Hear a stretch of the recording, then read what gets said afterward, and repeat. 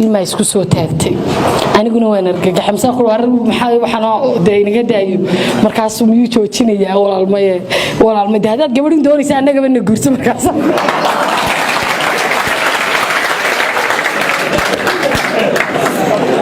laakiin ilaa imka de iskoor bay reerkan waxaan isdhaahdaa nin sidii ku jecel sidii isu jarjaray la adarabta ما شاء الله horta maxamuud iyo Ifraax qisadood iyo xiriirkooda dawaan iska garanayna horta xaafadeen inuu deganay waxay ahayd xaafada dadka degan oo qalbi wanaagsan yihiin laakiin gabigeenu yaraan lagu soo wada degay macnaha dadkii waa wanaay markii xaafada degay ma yaqiinsan karno oo dhalinyarada markaa u ahaa laakiin kacaanadiina mooga dhexdiisa ku kacaamay waa in iswada waji garanaysa xiriir in laba qof xiriirkooda la ogaadaana sir aad u weyn bahay hebel iyo heblayo wada jeekastaan dheerka iskuulka lagu qori jiray marka sir weyn oo marka anigu hayeebahay in maxamuud iyo Ifraax xiriir leeyihiin xaaladda markaynu tagno iyo in 9 sano ka hor aynu guurno sir weyn oo siraha aan adduunka haya kamida ay ahayd in maxamuud iyo Ifraax xiriir leeyihiin haddaba wax iska caadi ah simple maanta iyo shalay intii ka horeysayba maxamuud xiriirkiisa iyo Ifraax xiriirkooda markii aan ogaaday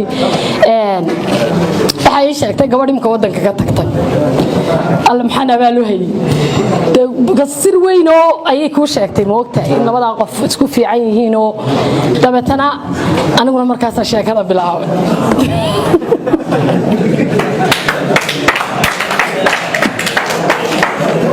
geed baaniga farabaas ku hayo marka la yaryar yahay baasho aad bay cajiib u tahay ayaa maxamuud iyo Ifraax arinkoodan soo cusboonaadeen oo xiriirkooda maqashiisnaa ayaa la yiri Ifraax waa la guursanayaa dabeetana Ifraax baan u yimid oo meel baan iska fadhiisanay sadaqad horteedii geed dhexdiisa oo de guurka iyo arin weyn oo muhiim ah sidii wax Soomaaliya la ictiraafay ayaa u ahay dabeetana waxa dhacday maxamuud baan inaan markaa waaniga indila sheekada farabaas go'ay inaan markaa isnaqaanay ayaa yiri arrin baa doonayna inaan nala fudaydiso markiiba halkaasano fiid baan dabeetana balanna kii maxamed aaba kadinka fadhiistay walaalkay dicin laayalku jooga baa ku nabad yeeleen markuu walaalka dibadda fadhiyo ma soo bixi kartidba war waagayna waga dhiga markaas aan arrin baa dhacday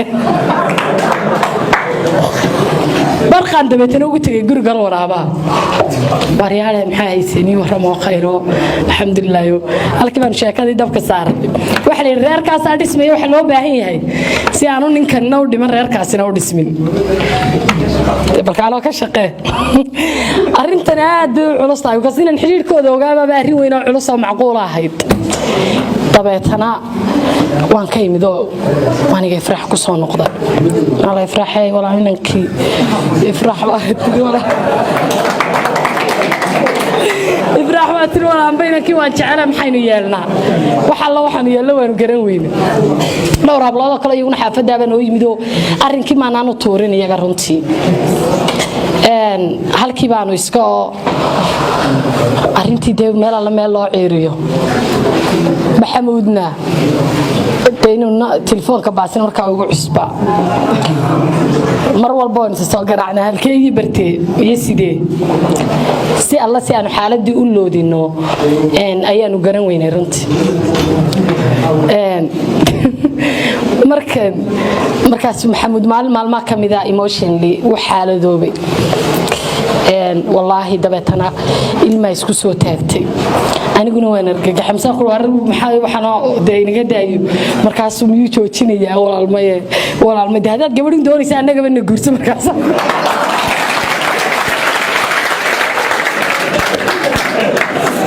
gabadhaas reerkoodu uu taliyo ninkaas la siinayaa sidaynu hadaba yeelaa maxamuud baa arintii jiq ku noqotay anigiyo dabeetana aniga Ifraax ku soo noqday dabeetana waxaan go'aaminay arrinaa in la israaco maxamuud arrintaasi way la qurux badnaan weyday runtii majuur buu ahaa adduunka rabbi sokodi rag baa maamulo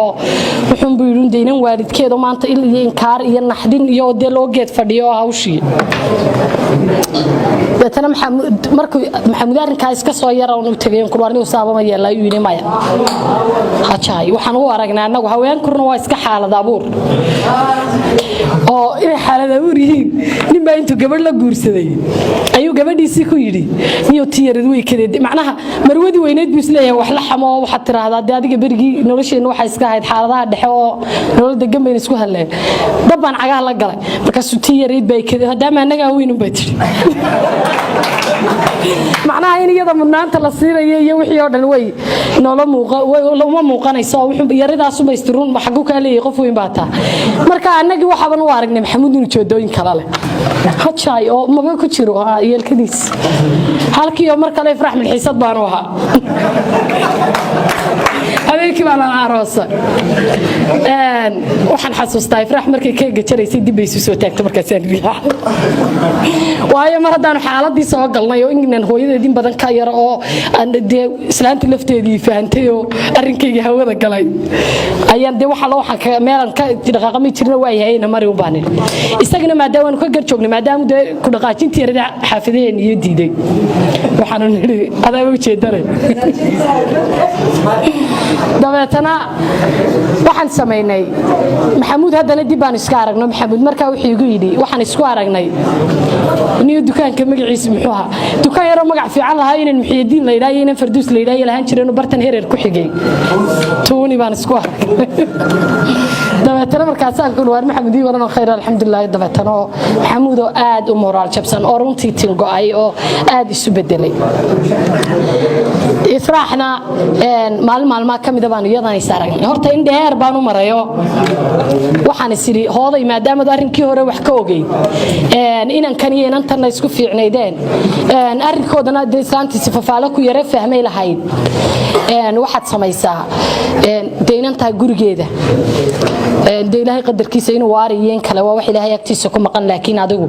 intaad ka dheeraan kartay si aan lagugu tuumin hadii reerkaasi dhismi waayo ama waari waayo ka dheerow ifraax wali gurigeeda maantay laakiin banaanada ilaahay baan iska heli jirno markaas aan iska afrigi jirno dabeetana adigu waxba aan hadal ku daalinne inaan kani waa kii magaalada ka tagay ifraaxana cabaar kadib baan maalin saaragno waxay tiri wallahi niyad kuma jooga meel halkeera ترانا waxay dawaa saxe ilaahay waxaan ka rajeenayaa inay khayr noqoto aad maaragtay waa la sheegay markaa maxamuud halku tagay inuu ku guursaday laakiin runtii ifraax lamaan wadaagay iyadoo bas gaar ah maqlaysay laakiin oo cidad kale laakiin aniga afkayga maadaama aan ogaa dibta iyo baahida labadan qof iyo halkay kala tageen nolosha maanan ku oran waxba sidaas adigu ifraax aakhirkiina iyadoo aan babaxan is aragnay ilaahay uu nabad yeelo way sarkeen reerkaasina sidaas ku dhismo dabeetana maalmaha kamida ayaan ka arkay Facebook iyadoo soo dhigay in Idris Abdullahi Beershe la yiraahdo maxamuud oo intuu gaarigiisa raacay ay iswaraysteen dabeetana waan ku kamangaray macnaha anigoo dhaaranaya dad badan baa ka hadlayay waxay lahaayeen jacaylka san looma sameyn karayo wax saasa dabeetana waxaan ku qoray wallahi inaan u soo taagnaa oon marageeda ahaa dabeetana waxa dhacday anigii aan noqdo maktabad kale oo laga soo jacayl doonto walaal markaa dabeetana siday yeeleen arrinkaas waa dabeetana sidoo ku dambeeyay disaas ku dambeeyay wakaas dawaad ogto uma dooran ma jawaabi kartid